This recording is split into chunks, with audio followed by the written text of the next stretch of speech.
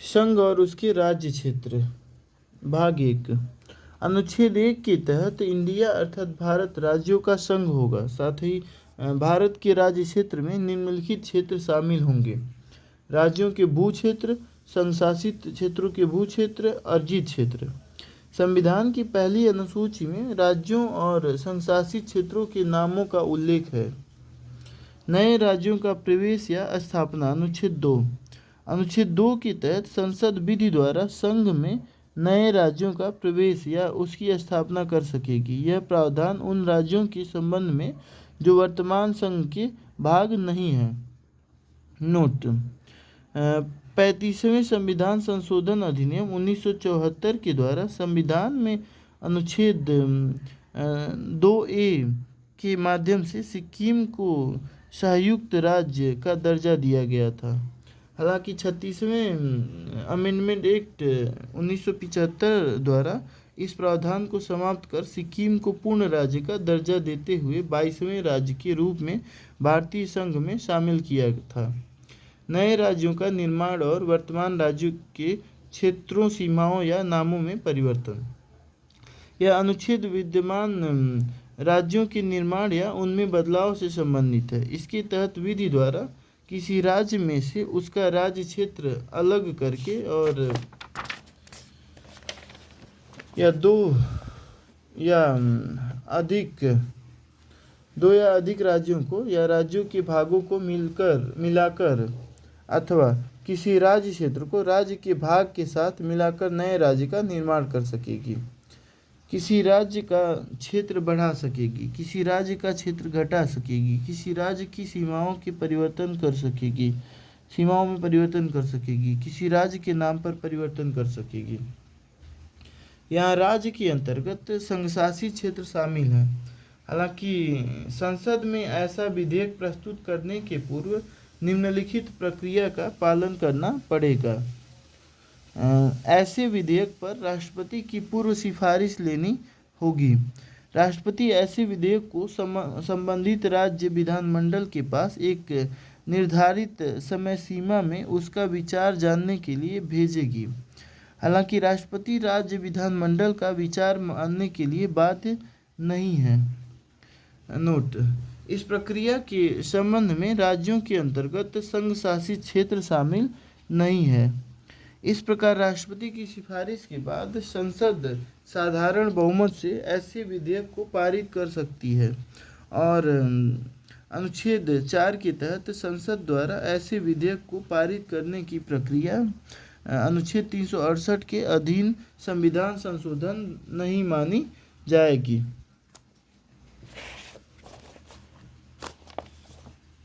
राज्यों का पुनर्गठन। राष्ट्रीय आंदोलन के दौरान होम रूल आंदोलन और नेहरू रिपोर्ट में भाषाई आधार पर राज्यों के गठन की धारणा स्वीकार की गई थी।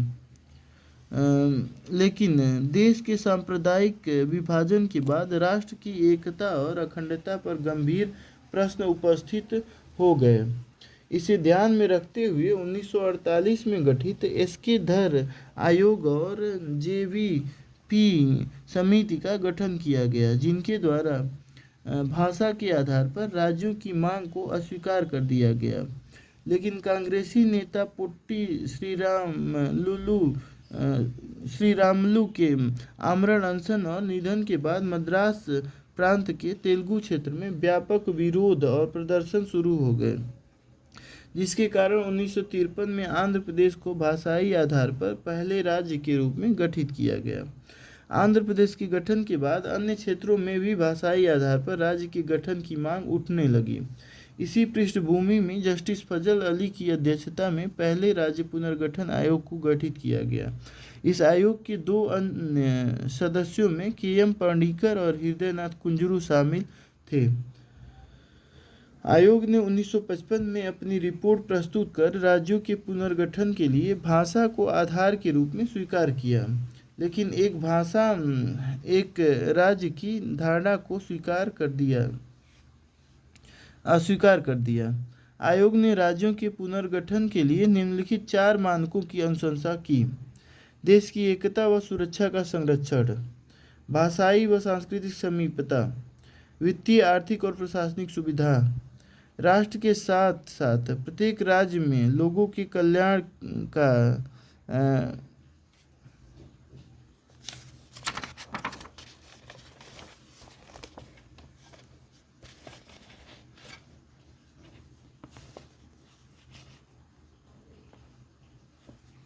आयोग ने मूल संविधान के तहत 4 वर्गों में वर्गीकृत राज्यों की समाप्ति की अनुशंसा की और 16 राज्यों और 6 केंद्र शासित क्षेत्रों की अनुशंसा की।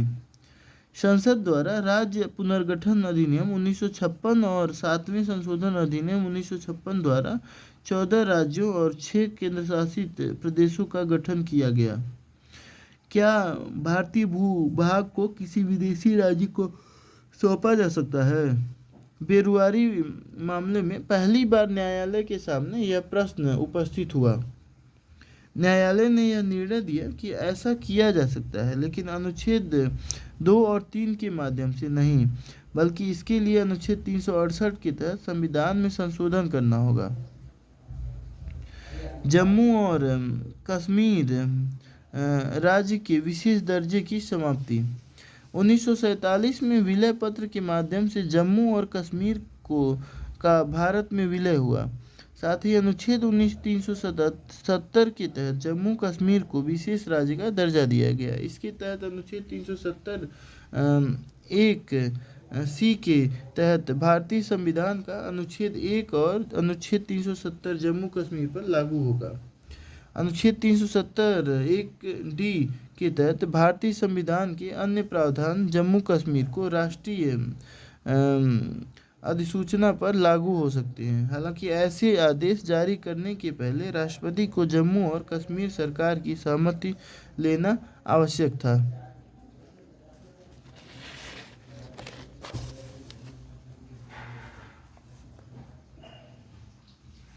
अनुच्छेद 370 के तहत राष्ट्रपति सार्वजनिक अधिसूचना द्वारा अनुच्छेद 370 को अप्रभावी कर सकते हैं, लेकिन इस संदर्भ में जम्मू कश्मीर संविधान सभा की सिफारिश आवश्यक थी। इस प्रकार अनुच्छेद 370 को अस्थायी माना गया जब तक कि JNK सभा गठित न हो जाए और 370 की समाप्ति के संदर्भ में कोई अनुशंसा न कर दे। हालांकि 1957 में जम्मू कश्मीर संविधान सभा अनुच्छेद 370 की समाप्ति की कोई अनुशंसा किए बिना ही विघटित हो गई। हाल ही में 370(3) के प्रावधानों के तहत राष्ट्रपति ने एक सार्वजनिक अधिसूचना जारी कर जम्मू कश्मीर राज्य के विशेष दर्जे को समाप्त कर दिया। इसके तहत अब भारतीय संविधान के सभी प्रावधान जम्मू कश्मीर पर लागू हो गए। इसके लिए राष्ट्रपति आदेश द्वारा अनुच्छेद 370 के प्रावधानों की व्याख्या के संबंध में अनुच्छेद 367 में परिवर्तन किया गया। अनुच्छेद 367(4) यह प्रावधान कर सकता है कि अब अनुच्छेद 370 के तहत संविधान सभा का आशय जम्मू कश्मीर राज्य विधानसभा तथा राज्य सरकार का आशय राज्यपाल और उसके मंत्रिपरिषद से होगा।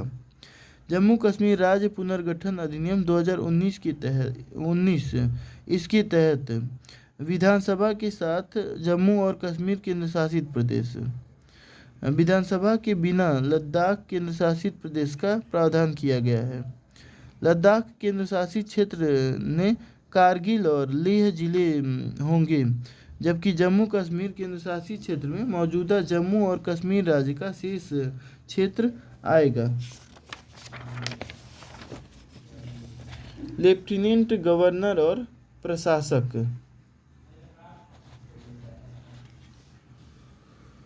जम्मू और कश्मीर में लेफ्टिनेंट गवर्नर राष्ट्रपति द्वारा नियुक्त किए जाएंगे और उनके द्वारा इस क्षेत्र का प्रशासन किया जाएगा।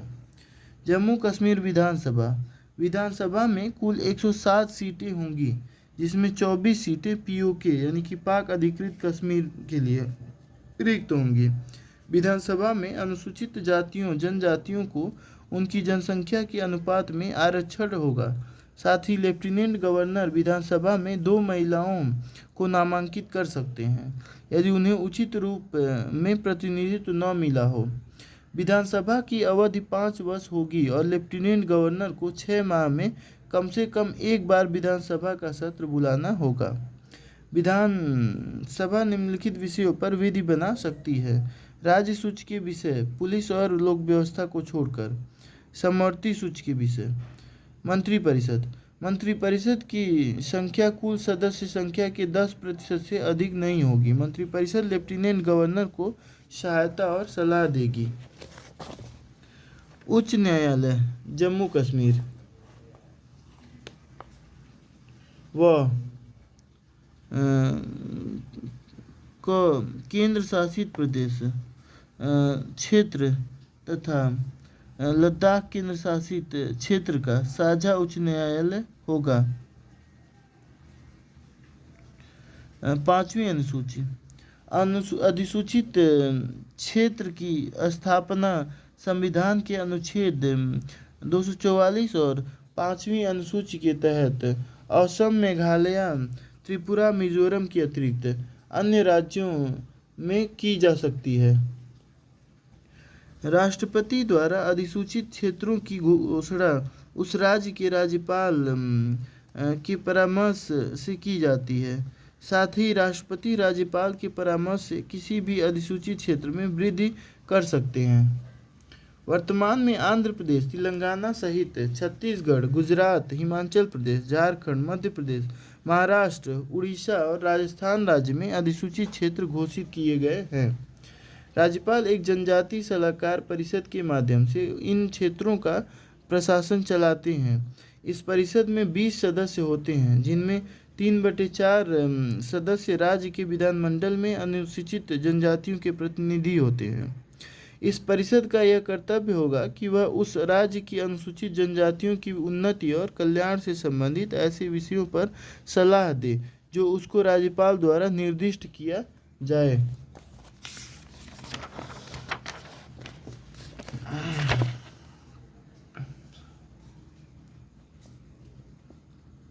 राज्यपाल संसद एवं विधानमंडल द्वारा बनवाई गई किसी विधि को इन क्षेत्रों में लागू करने से रोक सकते हैं अथवा संशोधन कर लागू कर सकते हैं। संसद द्वारा समय समय पर इस अनुसूची में बदलाव किया जा सकता है, लेकिन इसे अनुच्छेद 368 के तहत संविधान संशोधन नहीं माना जाएगा। 6ठी अनुसूची। इसके अंतर्गत असम, मेघालय, त्रिपुरा और मिजोरम के अनुसूचित जाति क्षेत्र के प्रशासन के संबंध में प्रावधान है। इस अनुसूची को वारदोलई समिति की अनुशंसा पर संविधान में शामिल किया गया था। इन चारों राज्यों के राज्यपाल को यह अधिकार है कि वे इन राज्यों के कुछ जनजातीय बहुल क्षेत्रों को आदेश द्वारा स्वायत्त जिले या क्षेत्र के रूप में घोषित कर सकते हैं। प्रत्येक स्वायत्त जिले का प्रशासन स्वायत्त जिला परिषद के माध्यम से किया जाता है। इस परिषद में 30 सदस्य होते हैं, जिसमें 26 सदस्यों का प्रत्यक्ष निर्वाचन होता है, जबकि शेष राज्यपाल द्वारा मनोनीत होते हैं। हालांकि इसका एक अपवाद बोडो क्षेत्रीय परिषद है, जो 46 सदस्यीय है। स्वायत्त जिलों या क्षेत्रों को स्थानीय महत्व के कुछ विषयों पर विधि निर्माण की शक्ति भी प्राप्त है, लेकिन ऐसी विधियों पर राज्यपाल की सहमति आवश्यक होती है। साथ ही इन परिषदों को दीवानी और आपराधिक न्यायिक शक्तियां भी प्राप्त हैं। हालांकि इन परिषदों का क्षेत्राधिकार संबंधित उच्च न्यायालय के क्षेत्राधिकार के अधीन होगा।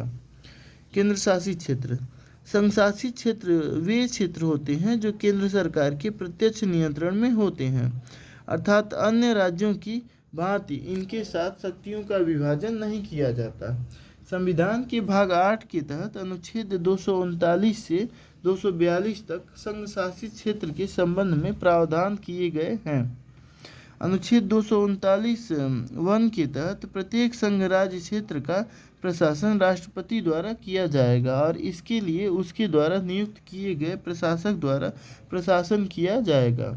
वहीं अनुच्छेद 239(2) के तहत राष्ट्रपति किसी राज्य के राज्यपाल को किसी निकटवर्ती संघ राज्य क्षेत्र का प्रशासक नियुक्त कर सकेगा तथा ऐसा राज्यपाल अपने मंत्रिपरिषद से स्वतंत्र होकर प्रशासन संचालित करेगा।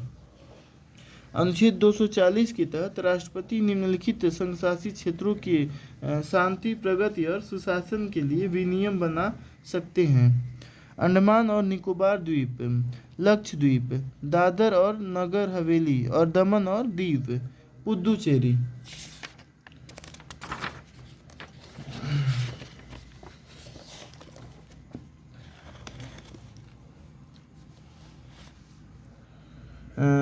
वहीं अनुच्छेद 241 के तहत संसद विधि द्वारा किसी संघ शासित क्षेत्र के लिए उच्च न्यायालय का गठन कर सकती है। दिल्ली संघ शासित क्षेत्र के लिए विशेष प्रावधान 69वें संविधान संशोधन 1991 द्वारा अनुच्छेद 239 ए तथा अनुच्छेद 239 AB के तहत दिल्ली के लिए विशेष प्रावधान किए गए हैं। इस संशोधन अधिनियम के बाद दिल्ली संघ राज्य क्षेत्र का नाम बदलकर राष्ट्रीय राजधानी राज्य क्षेत्र दिल्ली कर दिया है और उसके प्रशासक को उपराज्यपाल कहा जाने लगा है। इसके तहत राष्ट्रीय राजधानी क्षेत्र के लिए एक विशेष विधानसभा का प्रावधान किया गया है। विधानसभा का कार्यकाल 5 वर्ष होगा। दिल्ली विधानसभा को राज्य सूची के सभी विषयों, लोक व्यवस्था, पुलिस और भूमि के अतिरिक्त तथा समवर्ती सूची के विषयों पर कानून बनाने की शक्ति होगी। उपराज्यपाल की सहायता और सलाह के लिए यहाँ मुख्यमंत्री की अध्यक्षता में एक मंत्रिपरिषद का प्रावधान किया गया है। दिल्ली के मंत्रिपरिषद का आकार मुख्यमंत्री सहित विधानसभा की कुल संख्या के 10% से अधिक नहीं होगी। यहाँ मुख्यमंत्री की नियुक्ति राष्ट्रपति द्वारा की जाती है तथा राष्ट्रपति ही मुख्यमंत्री की सलाह पर अन्य मंत्रियों की नियुक्ति करते हैं।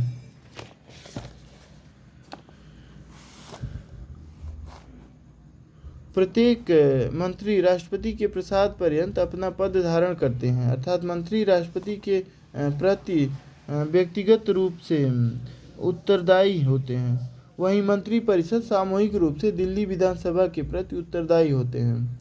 यदि राष्ट्रपति को उपराज्यपाल के प्रतिवेदन या अन्यथा यह समाधान हो जाता है कि राष्ट्रीय राजधानी क्षेत्र का प्रावधान अनुच्छेद 239 AA के उपबंधों के तहत नहीं चलाया जा सकता, तो वह दिल्ली के मंत्रिपरिषद की बर्खास्त कर सकते हैं।